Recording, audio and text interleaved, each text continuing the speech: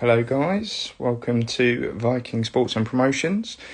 We are about to be interviewing the legendary Jumbo Boxing, courtesy of Viking Sports Promotions. We will be announcing some interview questions through this live, and we will also be getting to know Jumbo Boxing, who has looked after the likes of Katie Taylor, amongst others.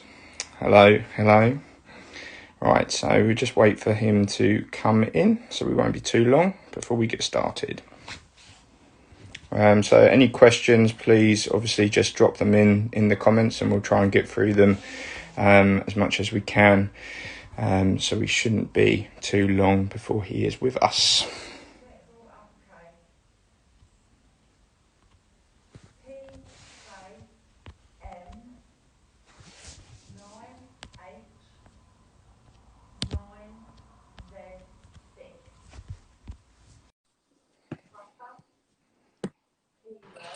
How you doing? Hello, you okay? Yeah, I'm just going to turn my phone around that way. I'm sorry, but I'm sitting in the car because I'm just waiting to do another cardio session with someone in about half hour. No problems. Well, thank you very much for joining us today. Again, for all your support, it's really helped us really start to grow, and hopefully there'll be more to come as well. Well, you know, when people start out in the game with what you're doing and what I've done, and I have people come to me and ask, and you've got to try and help because they're the future. They may not be that good at the moment or have done anything, but like me when I first started, you hit the ground running like you guys, and take my hat off to you. You know, you've got that support, you've got people watching you, and fair play to you. Yeah, no, definitely.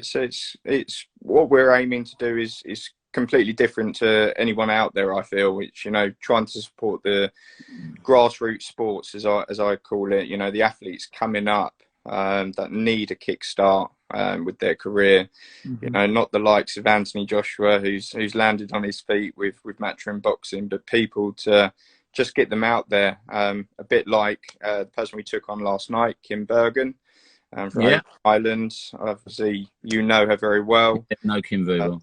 So hopefully we can really start to kickstart, and obviously interviews like this will grow our following, which is really good. You've got a good girl in her. She's dedicated. She's loyal, and she wants, you know, to do good. So yeah, no, definitely. Yeah, it's going to be exciting times. So everyone, watch out for that. yeah. Right, so we've got some questions for you. Go on, then. So the first one is basically how you got into boxing, and what your inspiration was really to jump into it. Many years ago, I used to help down at an amateur club, and I wanted to do something myself, but I was so unorganised with my lifestyle and dedication to it. And I thought, well, you know what, let's help with the training. So I started to help with the training, and one of the head trainers there was a very aggressive, grumpy man. And he gave me a load of grief and told me I'd never make anything. So I said to myself, do you know what, go away. Find somewhere where you can start and you feel happy, because you've got to be happy in the surroundings. You've got to be happy with your team. You've got to be happy with what you want. I went away, and bosh, the rest is history. And now I can look back and say, he actually done me a favour. Yeah, no, definitely. And you've been part of some really big fights, as we know. I saw you getting on the plane coming back from Saudi Arabia. But what's your most memorable event that you've ever been to and been part of? Wow. But having the privilege and honour to be lucky enough to work with Matchroom, you know, they've done some big shows. Groves and Froch, 80,000, you know, then Klitschko, Joshua, you know, Povetkin, Joshua, Saudi Arabia. They've all been big shows, and I feel very lucky. And I take them all in my stride and just try and enjoy every one, and then look back at them individually and keep it like that, you know?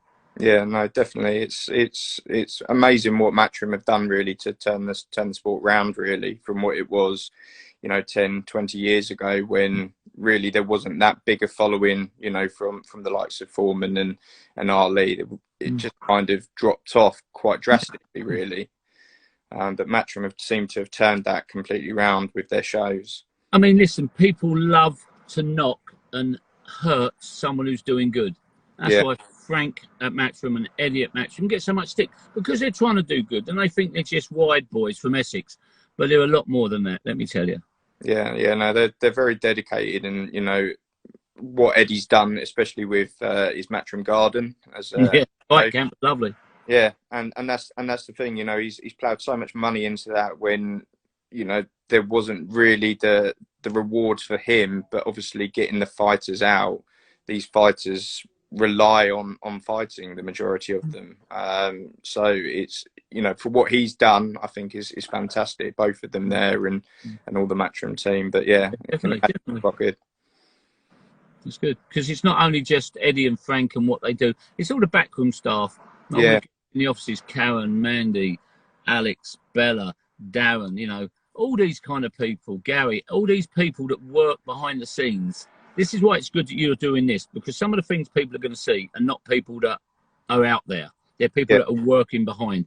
And there's a lot more goes on. I think everybody just thinks you just turn up, fight, and happy days. But it's not like that. There's a lot of stuff to get together and put together before you can even get a show on the road.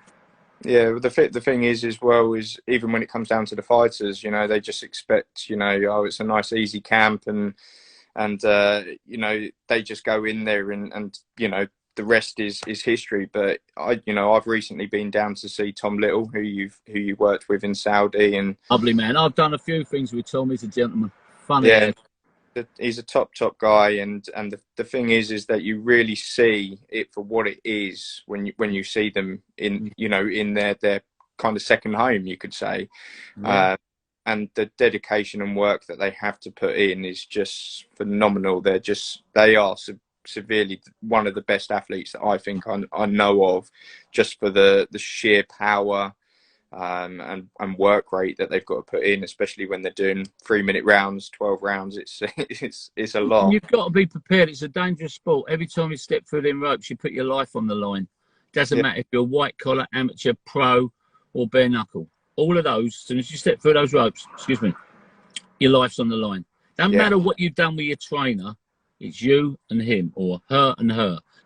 That's how much it is. Everything you've learned, it could go out the window and it could go pear-shaped and you forget everything, but hopefully you don't.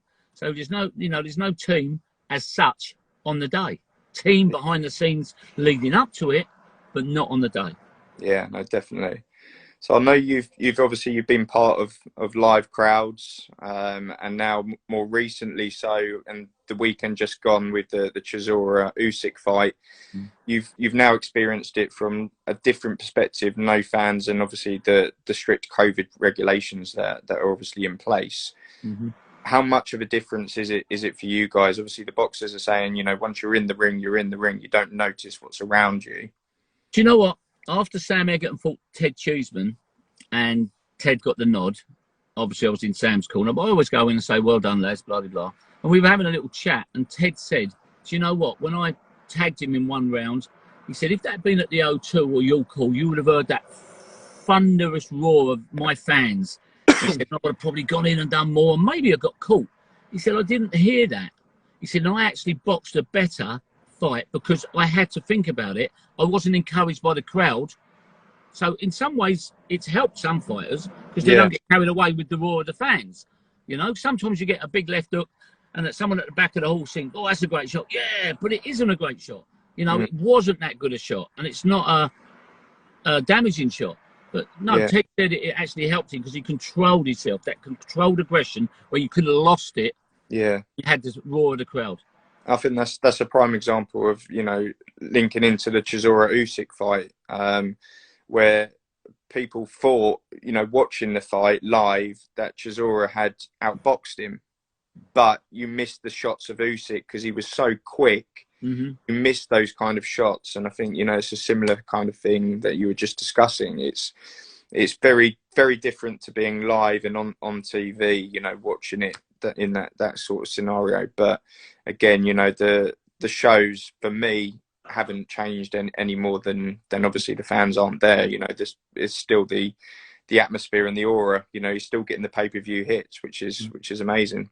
But you still get also the people back home or the people in the crowd scoring it different to the referee, what do they look for? Do they look on aggression, or do they look on the quality of punches, the class of punches, how you control the ring, how much in control you are? You know, it's all these things, and everyone looks at it different. Yeah, no, definitely. So I know you've been part of you know, both sides now, women's boxing and men's boxing. I want to touch on the women's boxing aspect because it's something that I've really started to grow and start to follow. And I think obviously Katie Taylor's had a massive impact on women's boxing. And you've obviously got the likes of Terry Harper, Shannon Courtney coming through the ranks of, you know, the pro game now, and some more experienced than others. How do you feel that the women's game is going to progress? Do you really see it pushing on now? Because obviously next weekend we've got the three women on the card. We've got Bull, Terry Harper and Katie Taylor. Yeah, I mean, I'm going to go back quite a few years now because I was lucky enough to be asked by the great Jane Couch MBE to work her corners in America a few times when she went there and fought Jamie Clampett and won the world title, and then we went back again. So Jane done a lot of background and dirty work trying to get the girls into it, you know, and I think she deserves a lot of credit, as a lot of people do give her credit. I'm looking forward to getting hold of her book and reading it.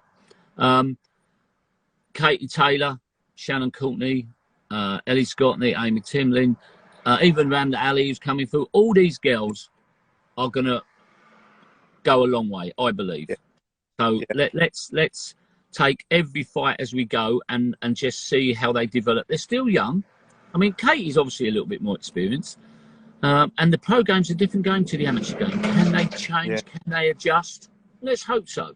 Because some fighters don't. We've seen men turn over and not adjust. It's a difficult thing, the pro game. Yeah, no, definitely. It's interesting to see that adjustment between the two, so from amateur to pro. I've been lucky enough to see Katie Taylor a couple of times, and she's just phenomenal. But she's had that really good amateur pedigree, and obviously the Olympics as well. But with regards to Shannon Courtney, obviously we're hoping the date's coming out soon. Obviously, she's going to come off the bounce of the last fight against Bull, where she unfortunately lost that in fight camp. Did you think she lost it? Okay. Did you think she lost it? I personally don't. I thought she had got it. I really did think she had got it. I thought she had done enough. I think she was close. I thought she'd done enough. Just just about enough. There was things that, you know, can be amended, and obviously she will look at them and change them during the camp that she's in at the moment. But where do you see her going? Because, you know, she's obviously got the loss on her record. She's quite nervous. I find from her interviews, she seems quite cagey. She doesn't know, you know, she lacks confidence is what I'm seeing in her, and I wondered how the loss would affect that. Do you know what, that L on her record will probably do her the world of good, to be quite honest with you.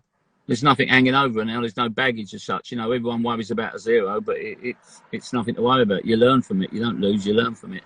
And Shannon is a very sensitive girl, a very lovely, kind girl, trains phenomenally.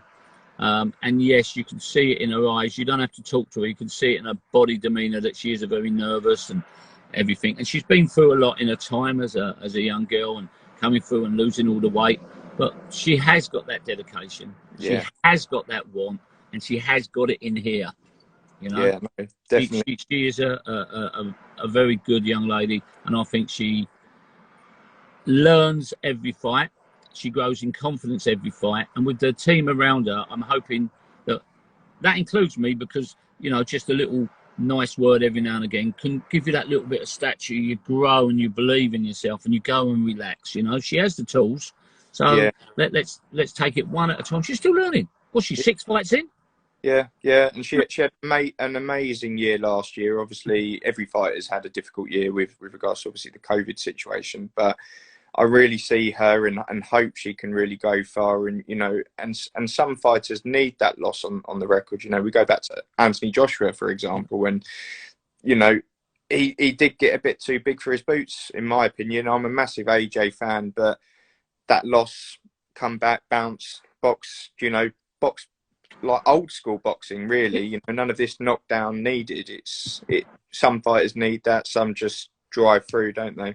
I think you've got to give Shannon credit from that flash knockdown in the first round where she tagged the girl, thought she got her, went in, started to mix inside, and then got Yeah, caught. She got up, went back to the game plan her trainer, Charlie Beat, give her. She listened, she boxed from the outside. And yeah, I thought she'd done enough just by, say, a round possibly, maybe two, but I thought she'd done enough after that to win 4-5 on a spin, tie one. And, yeah, she definitely lost the last round, but she showed a lot of courage and a lot of art from the knockdown to get back up and perform the way she did.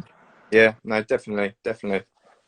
So I know you work with a lot of amateurs and up and coming boxers, and you know there's quite a few out there that you're working with, of which we've now got a following through them as well. Who is ready to take that step? Who do you see with in front of you that can make that jump? I've got to be completely honest with you. I don't have much to do with the amateurs now, and Yeah, not for the last 3 or 4 years. More on the pro side, and obviously at the gym I was at, we had a lot of white collar lads, and one of the guys who was white collar turned over young Luke Pearson. He's 2-0, struggling to get a fight. I've got another guy who wants to turn over soon, hopefully Joey Knights, another good kid, very good body puncher, lovely mover, very slick. But I'm interested in people like Dennis McCann with Al Smith. I think Dennis has got a lot of potential. We've yeah, been up there and sparred him with Luke, and I just love everything about him and Al. They're so kind and considerate, and Dennis is 100% truthful. If he says you've had a good spar, if you haven't, yeah. that's one man I'd like to keep my eye on, definitely. Yeah, no, definitely. Yeah, there's a lot of up and coming fighters, and and ones that are just starting out in the pro game, and it's going to be interesting. I think British boxing is definitely set for the foreseeable future. It's really taken to storm. When you think of like the American fighters, yeah, there's some really good fighters out there, but the British boxing is really kicking off. Not just heavyweights, you go right down to the bottom, and there's some really good fighters, women and men. So Yeah. I mean, you've got the two brothers, Charlie and Sonny Edwards. They'd be interesting to see what they do now, because they got to be out soon, and hopefully they can start, because again, there's two good young lads there. I like the pair of them. I get on well with them. We just have to see what's in the future for these people. There's a lot of good kids out there. You can go on and on with good names that are coming out now. yeah, no, you can definitely. You know, So just touching on, obviously, unfortunately for Dillian White, he's ended up having his fight postponed, and yeah, obviously there was loads of different names being chucked around. The likes of Chisora, Fury, and even Michael Hunter to come in and replace him on the 21st. What is your opinion on what is best for Dillian White? Now, obviously, that there's that postponement. Is it to take another fight, or? you know what I honestly feel, and people might hate me for this and say I'm wrong. He's just come off a nasty knockout and a nasty loss. All the people you're talking about are people that have got the ability to stop anybody, because heavyweight boxing's that way. Yeah, Me, myself, I think it's too risky. Why would he lose that chance of fighting Povetkin again? Because if he gets beat by one of the others, I'm not saying he's well, because I like Dillian and I really rate him. But what happens if something goes wrong? yeah, And then you're backwards again. yeah. That's it. Me, I would be looking to maybe not just wait for January the 30th or whatever date it is. Yeah, no, definitely. I think it's the right time. Obviously, he's then got more time to mentally prepare and physically prepare within a camp. And yeah, like you said, it is a one punch game in heavyweight. So Let's be honest, he's waited long enough to get there and yeah, have one setback. Why want to put it out there on the plate again to be taken off you again?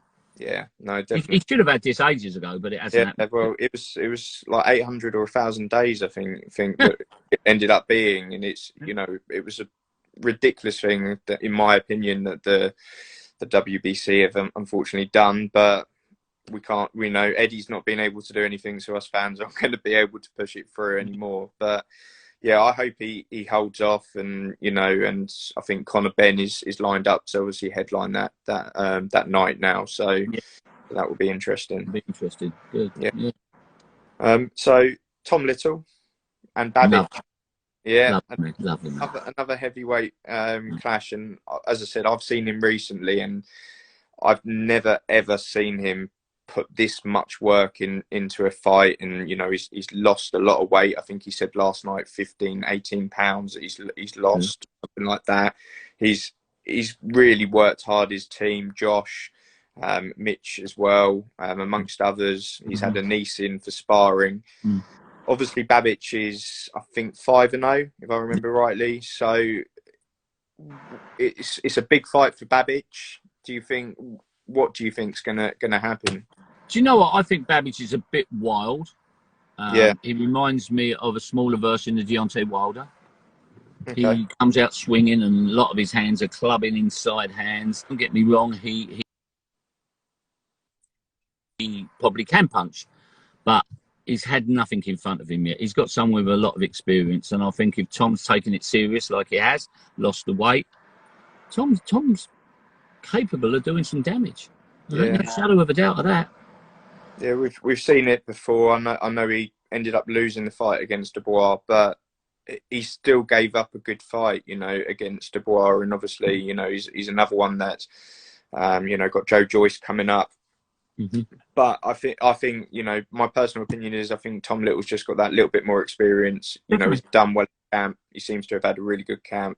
I think he might just have a little bit too much for Babic, but they will go at it. Yeah, he's a lot more technically gifted than Babbage, I believe, because Tom is not a fool in any shape or form, and if he's dedicated his time to getting in a good shape, I think he could cause an upset. It's just a box and not get drawn into a war, because that's what Babbage wants you to do: get drawn in and engage in that rough, dirty boxing. Yeah, no, definitely. And then obviously next weekend we've got Katie Taylor, Terry Harper, and I just wanted The legend. Obviously she's come up off the win against Shannon Courtney. I think my personal opinion is that mentally she probably wasn't happy with the performance and probably being granted the win. How do you feel? Because it's a world title shot for her. It's quite early on as well in her career. How do you feel that fight's going to go for Rachel Ball? Do you know what? I think you said it all when she wasn't happy with the display and everything, but I think it summed it up when the announcement got how happy she was, how jumping for joy. I don't think she thought she won it, and by the corner's body language, I don't think she did also. Very tall, very long girl, so she's got to use her attributes, which is her height and her reach. And I think if she sticks behind a jab and works, I think she could possibly pull it off. Yeah. Got good people behind her. Behind her. She's a really nice girl. She, again, another really nice down-to-earth fighter. It's Matchroom have seemed to have picked all of the good ones out there, and have got some really good fighters up and coming, and really giving them the chance, getting these world title fights in, which is good. You can look at all these girls, all of the girls, all the way from Amy up to Ellie to Shannon to Rachel to Terry and to Katie Taylor. They are all individually pleasant, polite, and nice. Yeah, definitely. So what's next for you? Which fight are you next going to be at? I've got to do the cuts for the boxer on Tuesday. I'm doing the cuts at the boxer on Tuesday, and then so I'll go into lockdown on the Monday, out on the Wednesday after the fight, Tuesday night, Wednesday morning, and then back to lockdown again on the Friday. I've got Katie Taylor. I've got John Doherty, and Whitaker Harper, or Harper Whitaker or something. They've asked me to do his cuts as well through Jamie Sheldon because he's not there. And then I think after that, I've got Dion Juma. Okay, yeah. So some busy weeks ahead and some good ahead. But how was it that you got into the cut work? What was the that really? Well, I met the late great legend that was my mentor, which was Al Gavin. He was cutman for Lennox Lewis. Yeah. I met him and got talking to him many years ago, and I thought, this sounds like a bit of me. I'd like to do this. So I went away, saved some money, went to the States, followed him around, went to some shows, and he introduced me to people and looked after me, and gave me a couple of bits of advice, not about the cut game. He says, because you have to do that on the run. He says, treat yourself and give respect inside and out the side the ring. You know, be nice, look after these people that you're working with. And that's what I did, and I've done it. And then I got to meet him again when he came over, and I've done some security for Irish Mickey Ward when he fought Shane Neary on the undercard of Prince Nassim Hamid and Vianney Bungie. Yeah, I went out to Lowell Mass after that and went out there to see Mickey and Dickie Eklund, and went to the Gatti fights, which I think Gatti won. Ward Gatti won was possibly one of the finest fights I've seen. Okay. Then I was lucky enough to go back and see 2 and 3 as well. Yeah. So you've been very lucky with obviously your mentor that you talked about there, and the fights that you've been part of. And I think people like yourself that are in the corner, the cutmen, get not a lot of praise. I think the most recent that I can think of when it comes to cutmen that have got a lot of praise was when Tyson Fury had that horrendous cut above his left or right eye, and his cut man, he looked after his cut man because he kept him in that fight. He was lucky to still be in that fight, and the cut man kept him in. So I think guys like you do not get enough praise. But you know what? We're not there to. I know you say we get praise, but we're not there other than when we're needed. That's why Al used to say to me, "You're only as good as your last fight." Yeah. Now, going back a few years, I was with Dean Francis when he fought Tony Oki for the British title. He got cut badly over both eyes and underneath. Now, I kept him in the fight. He went on and was the first man to stop Tony Oki. I got praise for that. Yeah.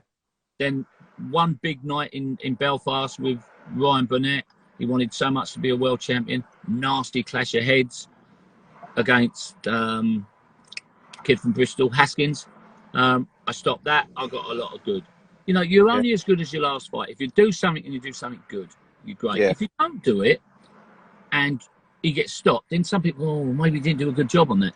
But every cut is different to work on. Every cut is a little bit more easier or harder, Yeah. And obviously the priorities are over the top and on the head, not so much underneath. So if you've got 2 or 3 cuts, you've got to work your way around them. Yeah, and obviously you only have 1 minute within the. You don't even have 1 minute, do you? Yeah. Bell goes. Time to get back to the corner.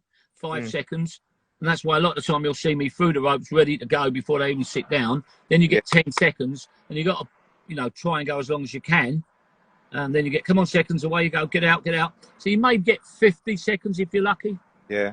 Yeah, so it's it's a short period of time to do a lot of work in, really, depending on, how they are. Obviously, first few rounds, there may not be as much damage as there would be in the later rounds. But again, like you said, a clash of heads can be devastating in a lot of fights.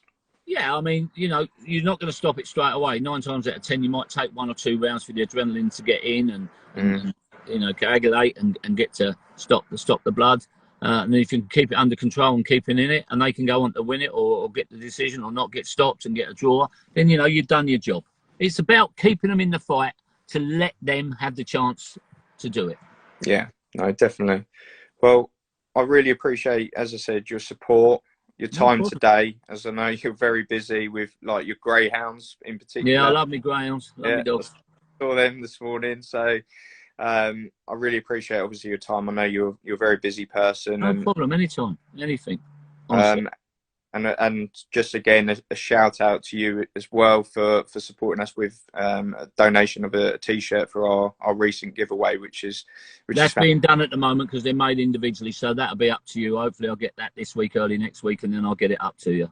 No problem at all. Really appreciate it, and thank you for your support, and hopefully we can arrange something in the future as well. Just give me notice and we'll get something sorted. No problem. I wish you all the best, and hope your interview with Tasha tonight goes well. Thank you very much. Yeah, take care. Look after yourself. All right. Thanks very much. Bye-bye. Bye-bye.